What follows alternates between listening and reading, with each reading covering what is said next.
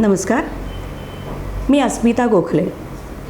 Bye profession agriculturist, BSc horticulture Konkan कृषी विद्यापीठातनं करून गेली 28 वर्ष गार्डन डेव्हलपमेंटचं काम करते. गार्डन डेव्हलपमेंटच्या अंडर मी सगळ्या बिल्डर्सबरोबर काम केलेली आहेत, सोसायट्यांबरोबर कामं केलेली आहेत. हे सगळं करत असताना बऱ्याच गोष्टी एक एक नजरेसमोर येत होत्या. ते लक्षात घेऊन आमचा आजचा प्रयोग आम्ही सुरुवात केलेला आहे प्लास्टिकचा. शिक्षण घेत असताना नुसतं ॲग्रिकल्चरिस्ट म्हणून घेण्यापेक्षा त्याच्या बरोबरीने ॲड ऑन काय करता येईल, तर ओहारा स्कूल ऑफ जपान इथून आम्ही पुष्परचनेचं इकेबाना फ्लॉवर अरेंजमेंट्सच्या आम्ही इन्स्ट्रक्टर लेवलपर्यंतच्या परीक्षा पण दिल्या आणि त्याची एक शिक्षिका म्हणून मी आता वर्कशॉप्स घेते मुलुंडमध्ये. ठाण्यामध्ये जे आपलं वृक्षवल्ली जे शो भरतो गुलाब पुष्प प्रदर्शन आणि याचा, तर याच्यासाठी आमची टीम म्हणजे आम्ही त्या मैत्रिणी आहोत त्या आम्ही तिथे होणाऱ्या पुष्परचनेच्या ज्या कॉम्पिटिशन्स होतात त्याला जज म्हणून काम बघतो आणि आमचा मोठा डिस्प्ले पण असतो. आणि अशा पद्धतीने बाहेर एवढं मोठं नेचर जे आहे ते छोट्या स्वरूपात आपल्याला आपल्यासमोर कसं आणता येईल ते पुष्परचनेतनं दाखवायचा प्रयत्न आम्ही करत असतो. आता हा झाला आपलं शिक्षण आणि आपली आवड हा प्रकार. पण जिथे आपण राहतोय, ज्या समाजात आपण राहतोय आणि एस्पेशली गार्डनची कामं करताना कुठेही 5 स्टार हॉटेल दिसताना फार सुंदर दिसतं, पण ते डेव्हलप होत असताना तिथे असणाऱ्या कचऱ्याची विल्हेवाट हा जेव्हा प्रश्न येतो किंवा आम्ही त्याच्यातनं बघत असतो, सगळ्यात मोठी समस्या जाणवली ती म्हणजे आत्ताचा असलेल्या घनकचऱ्याची. आणि एस्पेशली आम्ही मुलुंडला राहतो, मुलुंड ईस्टला. मुलुंड आणि ठाणा याच्या बॉर्डरवर जर बघितलं तर एक मोठा डोंगर दिसतो.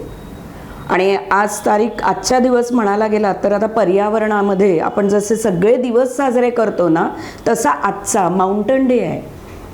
माउंटन म्हणजे आपल्याला मोठे डोंगर, त्यांना आपण सन्मान देतो. आणि आम्ही काय करतोय, आम्ही कचऱ्याचा एक मोठा डोंगर म्हणजे 10 मजली उंच असा डोंगर आज हरिओम नगरमध्ये तयार झालेला आहे. मग हा आपल्याला माउंटन डे साजरा करायचा आहे का? त्यांना येणारा वास हा आपल्याला सतत घेत राहायचा आहे का? नाही. मग कुठेतरी काहीतरी करायला पाहिजे होतं, खूपच होतं. याचं कारण म्हणजे जेव्हा आपण भारतात येतो, गेटवे ऑफ इंडिया म्हणून मोठं महाद्वार बघतो. मुंबईला आपण जेव्हा जातो त्यावेळेला तिथे समुद्राच्या किनाऱ्यावर असलेलं छान गेट बघितल्यावर वाटतं अरे वा किती सुंदर स्थळी आपण आलो आहे. मग मी जेव्हा मुलुंडमध्ये एंट्री करते, म्हणजे मुलुंड पण ठाण्यातनं मुंबईचं प्रवेशद्वार, मग तिकडे मला काय दिसतं? मी तेवढ्या आनंदाने एंट्री करते का? नाही करत. मी नाकाला रुमाल लावते, अरे देवा कधी एकदा हा एवढा रस्ता संपेल असा विचार करत करत पुढे जाते आणि कुठेतरी तो कचऱ्याचा वास गेला की हुश्श करते. याच्या पलीकडे मी काही करत नाही. हे जास्ती टोचत होतं. आणि या सगळ्या जाणीवेतनं पहिल्यांदाच स्थापना झाली ती आमच्या सुरुवातीच्या निर्भया ग्रुपची.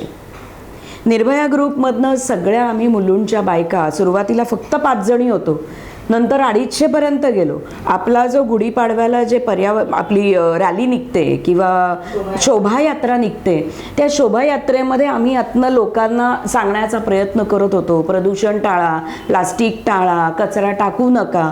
पण ते कुठेतरी पूर्णत्वाला जात नव्हतं. त्या दिवसापुरता होऊन दुसऱ्या दिवशी परत ये रे माझ्या मागल्या असं होत होतं. मग शोधायला सुरुवात झाली काय करता येईल.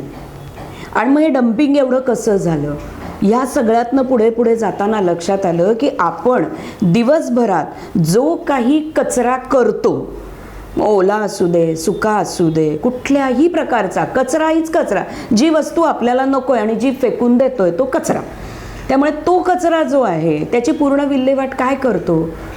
आत्ता तरी आज या घटनेला 2020मध्ये आपण इथपर्यंत येतोय की अरे आपल्याला ओला कचरा सुका कचरा वेगळा करायला हवा. पण 4 वर्षापूर्वी जेव्हा आम्ही याची सुरुवात केली होती की प्लास्टिक नको, थर्माकोल नको, तर त्यावेळेला लोकांना हे पटतच नव्हतं.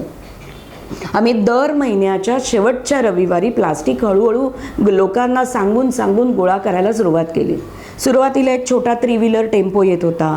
लोक आम्हाला यायचे बाजूला, काय वेड्यासारखं करताय, कोण तुम्हाला दाद देणार आहेत. मोठी माणसं आम्ही ज्यांना उद्घाटनाला बोलवलं की आम्ही काहीतरी चांगलं करतोय, आम्हाला तुमचा सपोर्ट हवा आहे, त्यांनी बघितलं तेव्हा छान म्हटलं आणि मागे सांगितलं काही नाही हो, यांचं हे बंद पडण्यातलं आहे. असं प्लास्टिक बिस्टिक काही बंद पडत नाही, असं कधीच बंद होणार नाही. आणि हे सगळे बंद पडणारे प्रोजेक्ट आहेत. पण ह्याच निगेटिव्हिटीतनं आम्ही पुढे गेलो. अनफॉर्च्युनेटली निर्भया केस झाल्यामुळे जेव्हा रजिस्टर करायला गेलो त्यावेळेला आम्हाला निर्भया नावाने मिळालीच नाही. मग काय करायचं, मग चांगलं नाव कुठलं द्यायचं, कशा पद्धतीने आपलं काम लोकांपर्यंत पोचेल. तर त्यामुळे आमच्या अथक फाउंडेशनचा प्रवास सुरू झाला. अथक म्हणजे सतत होणारे प्रयत्न, न थकता करण्याचे प्रयत्न. आणि खरं आहे प्लास्टिक बंद नाही होणार, आम्ही असं म्हणतही नाही की प्लास्टिक पूर्ण बंद करा. पण ज्या पद्धतीने त्या प्लास्टिकच्या कचऱ्याचं नियोजन व्हायला पाहिजे ते जर योग्य झालं तर प्लास्टिक चांगलं आहे, हे अगदी मी ठामपणे सांगू शकते. कारण आज दुधाच्या बाटल्या ज्या पहिल्यांदा काचेच्या बाटलीमध्ये येत होतं दूध, ती काचेची बाटली आपल्याला प्रवासात न्यायला योग्य होती का? नव्हती. आज दुधाच्या पिशव्या येत आहेत, ड्युरेबल आहेत, तुटत नाहीत, फुटत नाहीत. हे फायदे आहेतच ना. तेलाच्या आपल्या कॅन्स असतात, हे फायदे आहेच आहेत. मग ह्या फायद्यांच्या बरोबरीने पुढे जाऊन आपल्याला प्लास्टिकचा भस्मासूर का झाला? कारण प्लास्टिक किंवा थर्माकोल ही गोष्ट अशी आहे की जी पटकन त्याचं विघटन होत नाही. जर तुम्ही बघितलं तर प्लास्टिकच्या जाडीप्रमाणे साधारणतः 50 ते 100 वर्षांपासून 2000 वर्षांपर्यंत हे प्लास्टिक आपल्या जमिनीवर तसंच राहतं. आता विचार करा, जेव्हा एखाद्या वेळेला मी भाजीवाल्याकडे जाते आणि भाजीवाल्याला सांगते 1 नाही 2 नाही 3 पिशव्या दे, आणि तो भाजीवाला पण प्रेमाने ताई सगळ्या एकात कुठे घेताय म्हणून तो वेगवेगळ्या पिशवीत वेगवेगळ्या भाज्या देतो, आणि एवढं कॅरी करायला तुम्हाला त्रास होईल, पिशवी फाटेल म्हणून मोठी आणखीन प्लास्टिकची पिशवी देतो, आणि हे सगळं घेऊन आपण घरी येतो. घरी आल्यानंतर आपल्या भाज्या भले व्यवस्थित जागेवर जात असतील, प्लास्टिकच्या पिशव्यांचं स्थान कुठे असतं? त्या कचऱ्याच्या डब्यात. मग मी त्या एका दिवशी टाकलेल्या 2 किंवा 3 प्लास्टिकच्या पिशव्या 50-1 वर्ष डम्पिंगला तशाच पडून राहत आहे. बरं, हे प्लास्टिक असं आहे की वरनं तुम्ही सूर्यकिरण आत पाठवलेत ना तर प्लास्टिक खाली जाऊच देत नाही. म्हणजे डम्पिंगला जेव्हा या पिशव्या जातात तेव्हा त्याच्यात असणारा ओला कचरा जो डिकम्पोज होतो, पण प्लास्टिकमधनं खाली सूर्यकिरण न पोचल्यामुळे तो डिकम्पोज होत नाही.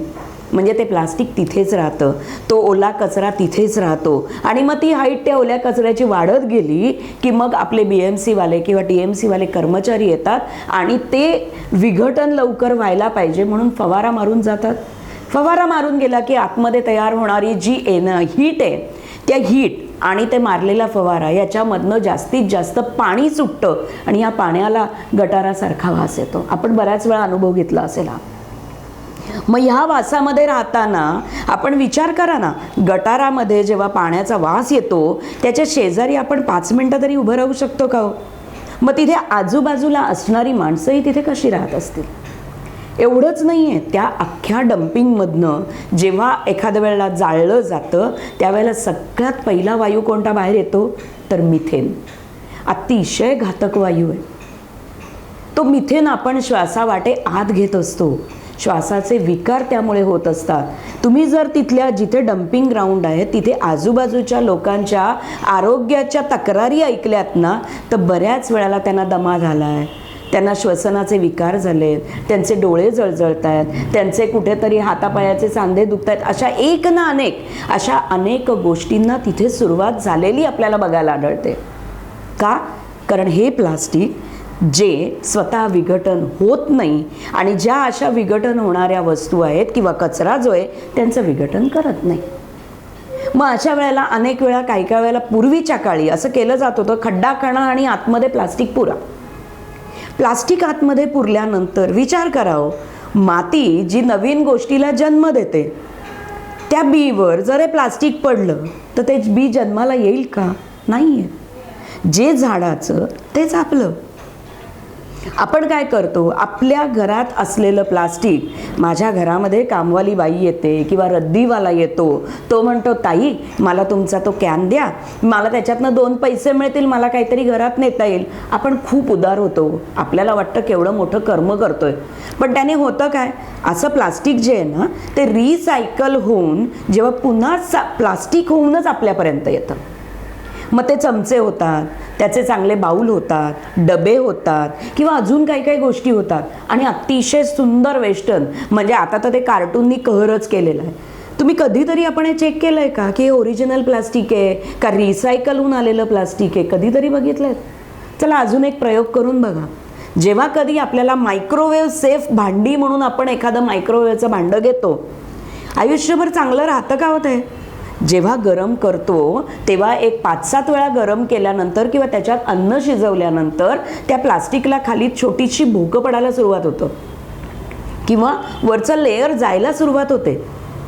कुठे जातं हे लेअर? खड्डा पडला म्हणजे तिथलं प्लास्टिक कुठेतरी गेलं. कुठे गेलं विचार केलाय? हे गेलं आपल्या अन्नाबरोबर आपल्या पोटात. जे प्लास्टिक बाहेर ओपन एअरमध्ये सुद्धा कधी विघटन पावत नाही, असं प्लास्टिक आपल्या शरीरामध्ये नॅनो कणांच्या म्हणजे अतिसूक्ष्म कणांच्या स्वरूपात आपल्या पोटात जातं. आपल्या पोटात गेल्यानंतर आपल्या आतल्या आतड्याला कुठेतरी ते चिकटून बसतं, म्हणजे तिथला काय आपला जो पाचन तयार करणारा रस आहे तो तयार होणार नाही. पोटाच्या तक्रारी वाढल्या. कोणामुळे वाढल्या? या प्लास्टिकमुळे. कारण अन्न जेव्हा गरम करून, एक छोटं उदाहरण सांगते, पूर्वीच्या काळी ज्या वेळेला बाहेर आपल्याला कटिंग म्हणून चहा घ्यायचो त्यावेळेला छोटे छोटे बाजारामध्ये प्लास्टिकचे कप आले होते. तुम्ही कधी प्रयोग केला असेल किंवा कधी घेतला असेल त्यातनं चहा तर लक्षात येईल, अतिगरम चहा त्या छोट्याशा कपामध्ये ओतला ना, अनेक वेळा ते कप खालनं फाटायचे.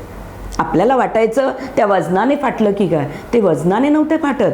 ते कशाने फाटत होते? ते प्लास्टिक गरम संपर्कात आल्यामुळे वितळत होतं आणि मग ते प्लास्टिक आपल्या पोटात जात होतं. अशा पद्धतीने कळत न कळत किती प्लास्टिक आपल्या पोटात गेलं आहे आपल्यालाही माहीत नाही. हेल्थ ऑर्गनायझेशन सांगतात की येस, प्रत्येक माणसाच्या पोटामध्ये कुठे ना कुठेतरी प्लास्टिकचे कण हे सापडणार. एक मोठी थ्रेट मध्ये माझ्या वाचनात आली होती की न्यूबॉर्न बेबी जेव्हा म्हणजे बाळ जन्माला आलं आणि त्याला ज्या वेळेला पूर्ण चेकअप केलं गेलं तेव्हा अनफॉर्च्युनेटली त्या बाळाच्या पोटामध्ये सुद्धा काही प्लास्टिकचे अतिसूक्ष्म कण आढळले. कुठनं गेले हो त्या बाळाच्या पोटात? आईने खाल्लं ते त्या बाळापर्यंत गेले. आपल्याला सोनं, चांदी, पैसा, जमीन जुमला हे सगळं पुढच्या पिढीला देण्यापेक्षा आपल्याला काहीतरी भरीव, कन्स्ट्रक्टिव्ह, चांगलं आरोग्य आपल्या पुढच्या पिढीला देणं अतिशय आवश्यक आहे. आणि त्याकरता आपल्याला या प्लास्टिक आणि थर्माकोल या 2 गोष्टींना एक परमनंट सोल्युशन द्यायची खूप गरज आहे.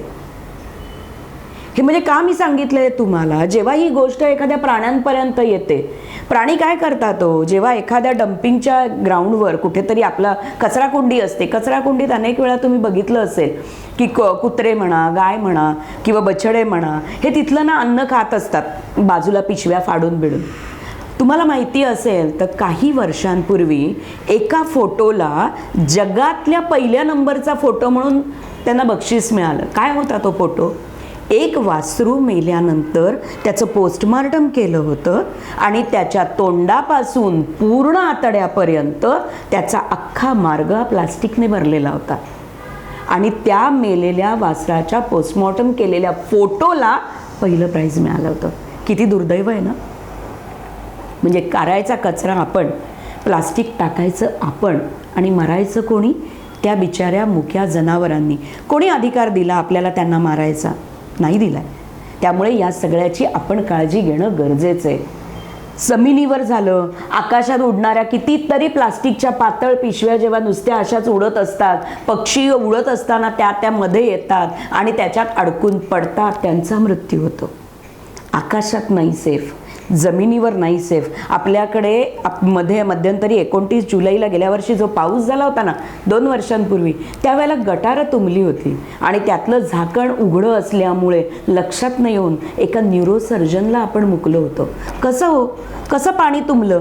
हे ज्या प्लास्टिकच्या पिशव्या इथून तिथून उडून गटारात जातात आणि गटारातनं समुद्राच्या तोंडाला जिथे जाळी बसवलेली असते तिथे जाऊन अडकतात. पाणी कसं पुढे जाईल? पाणी निघून कसं जाईल? आणि मग ते पाणी तुंबलं की कोणाचा ना कोणाचा तरी त्याच्यामध्ये मृत्यू होतो. म्हणजे जमीन नाही सेफ, परत हे गटारं आपली सेफ नाहीत, मग समुद्र तरी सेफ आहे का? अहो, समुद्राच्या न्यूझीलंडच्या किनाऱ्यावर ज्या वेळेला एक व्हेल मासा तडफडत बाहेर येत होता, रेस्क्यू करून सुद्धा बिचाराने त्याने आपले प्राण सोडले. किती 50, 60, 100 प्लास्टिकच्या 2-2.5 किलोच्या प्लास्टिकच्या पिशव्या त्याच्या पोटात सापडल्या. त्याचं पचन नीट न झाल्यामुळे, त्याला काही न खाता येत असल्यामुळे तो बिचारा मरण पावला.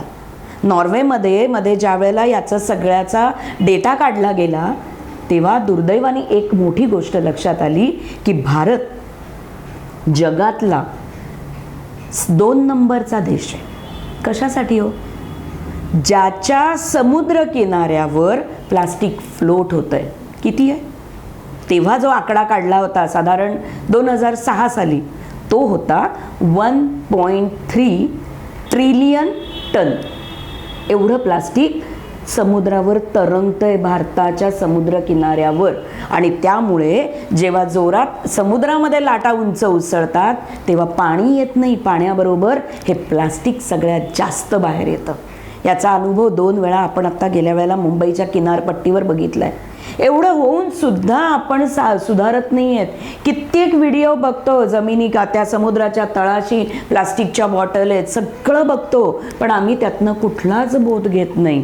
हे असंच चालू ठेवायचं का? हे असं चालू ठेवून आपलं पर्यावरण, जी आपली ही वसुंधरा जिला आपण माता म्हणतो, तिला अशाच पद्धतीने पुढे न्यायचं का? कधी बघितलंय तिने आपल्याला दे 2 हातांनी ना फक्त द्यायचं काम केलंय. कधी एक शब्द वाईट काढला नाहीये. पण आपण तिच्यावर जे ओझं टाकतोय ना, या कचऱ्याचं, या घाणेरड्या पाण्याचं, या दूषित पर्यावरणाचं, तिने एका शब्दाने तरी कधी तक्रार केली का? इमोशनली प्रत्येकाला आम्हाला आवाहन करायला लागतं, कारण आपण साध्या साध्या गोष्टी सहज लक्षातच घेत नाही. Everything is taken for granted. आम्ही टॅक्स भरतो, त्यामुळे टॅक्स भरल्यानंतर ही जबाबदारी BMCची आहे. BMC करेल का? नाही. मी माझ्या मुलाला जन्म दिला, माझ्या मुलाला शाळेत घातल्यानंतर तो शाळेत सोडण्याची, तो अभ्यास करतोय की नाही, तो शिकतोय की नाही, ही जबाबदारी जर आपली असते, तसंच आपण टाकलेल्या प्रत्येक गोष्टीची जबाबदारी ही आपली असते. आणि म्हणून आमच्या टॅगलाईनचा उगम झाला, माय प्लास्टिक इज माय रिस्पॉन्सिबिलिटी. 4 वर्षापूर्वी ज्या वेळेला आम्ही माय प्लास्टिक माय रिस्पॉन्सिबिलिटी म्हटलं तेव्हा लोकांनी सांगितलं, madam my plastic your responsibility. आम्ही प्लास्टिक आमच्या घरात गोळा करून ठेवू, तुम्ही या आमच्या घरी गोळा करा आणि आमच्याकडनं प्लास्टिक घेऊन जा. ज्याला अथक फाउंडेशनने स्पष्ट नकार दिला. आम्ही सांगितलं तुमच्या सगळ्या गोष्टींची जबाबदारी तुम्हीच उचलायला हवी.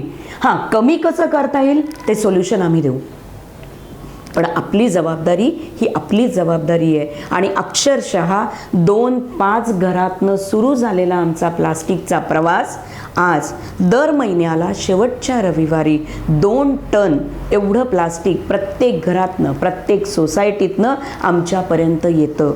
आम्ही कुठल्याही कंपनीला आत्तापर्यंत अप्रोच केलेलं नाही आहे, अभिमानाने नाही सांगत, पण घराघरापर्यंत हे पोचलेलं आहे अभियान. आणि या अभियानातनं आम्ही प्रत्येकापर्यंत पोचतोय. मग विचार येतो की या सगळ्या प्लास्टिकचं आपण करतो काय?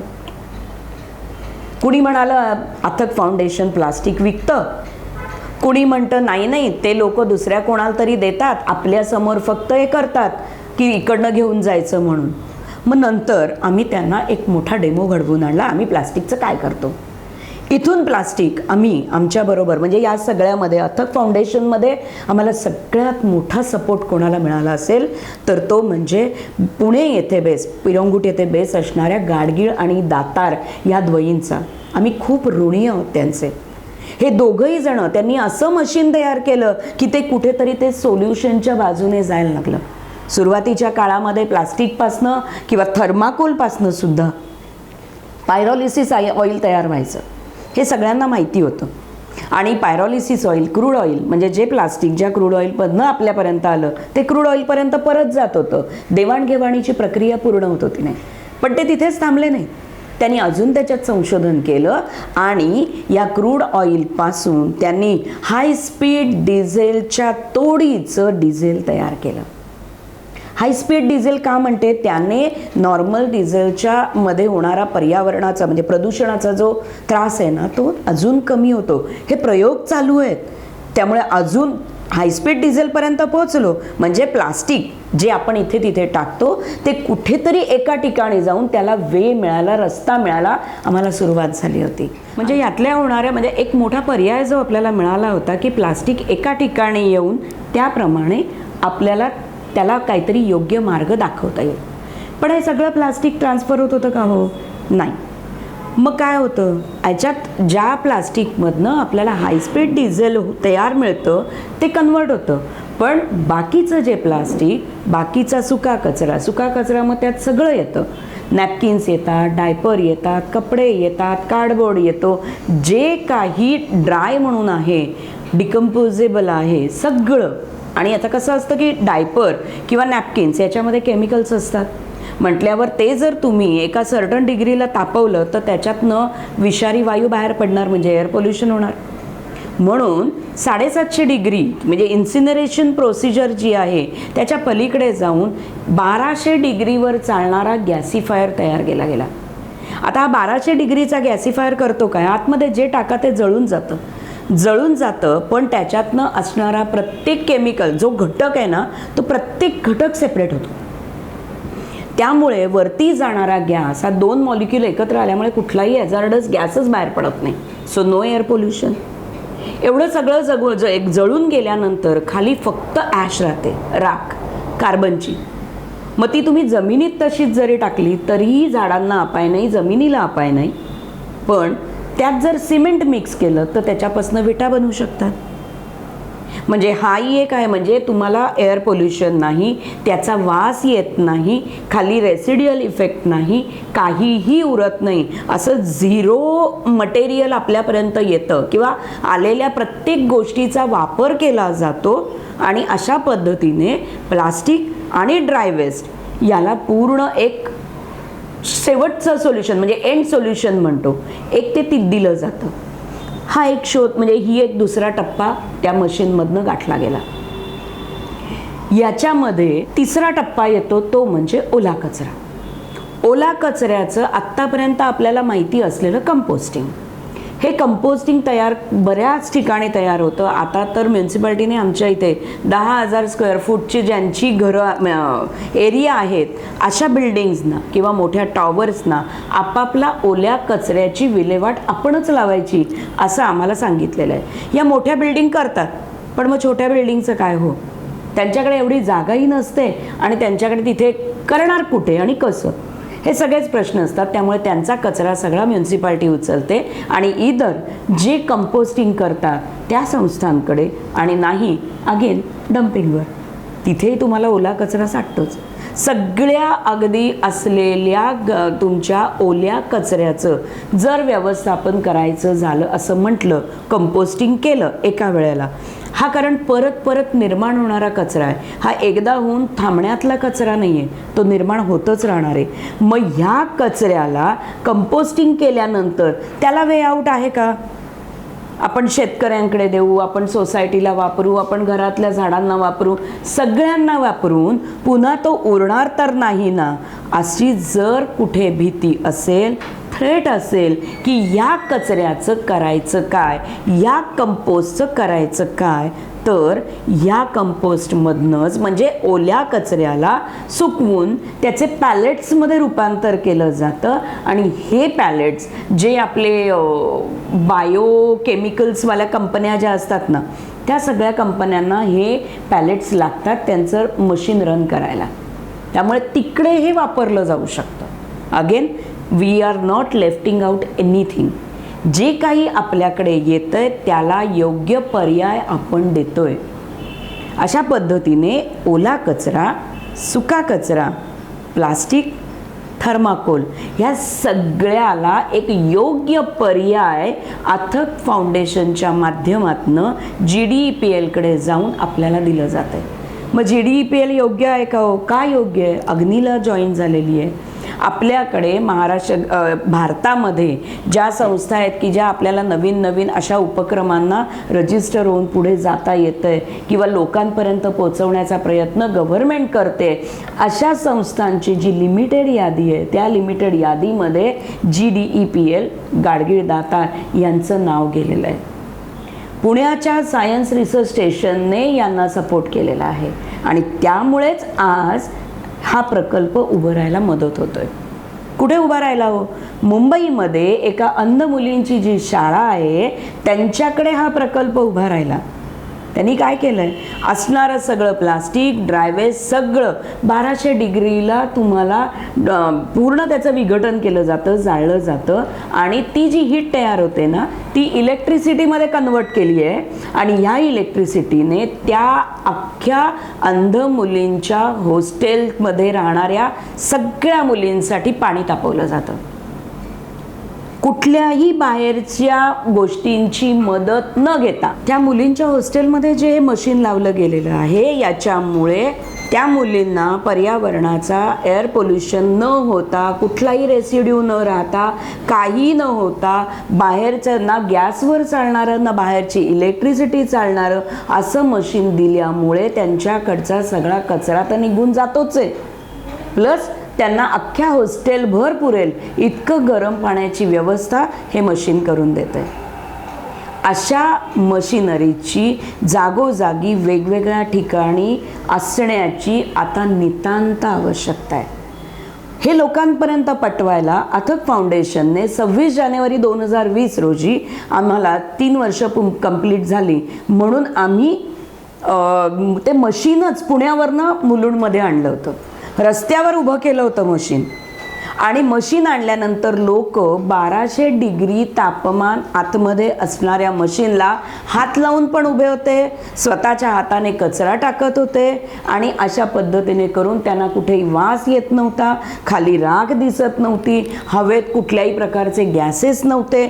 म्हणजे जे आपण जे बघतो ना समोर, जे बघतो त्याच्यावर विश्वास ठेवावा ही जर कन्सेप्ट असेल तर त्या दिवशी अक्षरशः सगळ्या तिथे आलेल्या लोकांनी ती कन्सेप्ट बघितली आणि त्यामुळे अथक फाउंडेशनचा हा प्रवास आणखीनच सोपा झाला.